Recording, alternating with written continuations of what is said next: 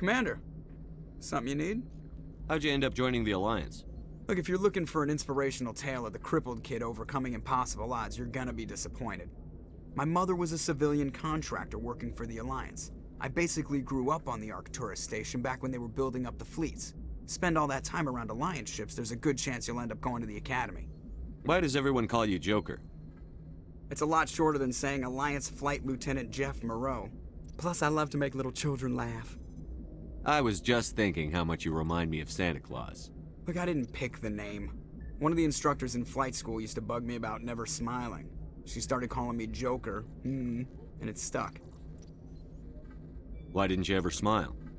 Hey, I worked my ass off in flight school, Commander. The world's not gonna hand you anything if you go around grinning like an idiot. By the end of the year, I was the best pilot in the Academy, even better than the instructors, and everybody knew it. They'd all got their asses kicked by the sickly kid with the creaky little legs. One guess who was smiling at graduation? I have to go. All right, see you. Yes, Commander? How did you end up assigned to the Normandy? I signed up with the Alliance as a navigator right out of school, following in my grandfather's footsteps, I guess. My first posting was on the Agincourt. We were one of the first reinforcements to arrive at Elysium after the Blitz hit. Those raiders were no match for an Alliance frigate. Of course, the only reason the colony was still standing was because of you, Commander. I can't believe you held out as long as you did. How'd you end up on the Normandy? I got my officer's commission after Elysium. Must have made an impression on the right people. Captain asked for me when he was picking his crew. Carry on, Presley. Yes, sir. Something I can do for you, Commander. Where else have you served, Adams? If you name a class of Alliance ship, I've probably served on it. Everything from dreadnoughts and carriers right down to frigates like the Normandy. My last assignment was on the Tokyo, only a cruiser, but she was a good ship. Couldn't hold a candle to the Normandy, though. I want to know more about the Normandy.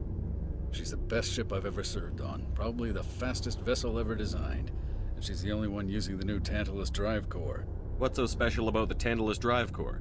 Proportionally, it's about twice the size of any other vessel. Not only are we faster, but we can run at FTL speeds longer before we have to discharge the core.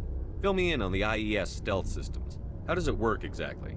You can't hide a ship out in space. They emit too much heat and radiation, too easy for sensors to pick them up, unless you find a way to capture those emissions. So our stealth systems trap the energy we give off in storage sinks built into the ship itself. No emissions to give away our location. Eventually the sinks have to be vented. More than a few hours silent running and they overheat. Cook us inside our own hull. There's no way for anyone to detect us? A visual scan can still pick us up. Anyone looking out a window can see us plain as day. But you have to be pretty close to get an actual visual out in space. Most vessels rely on scanners. As long as the stealth systems are engaged, they can't see us. Not unless we accelerate to FTL speeds. Why doesn't it work with faster-than-light travel?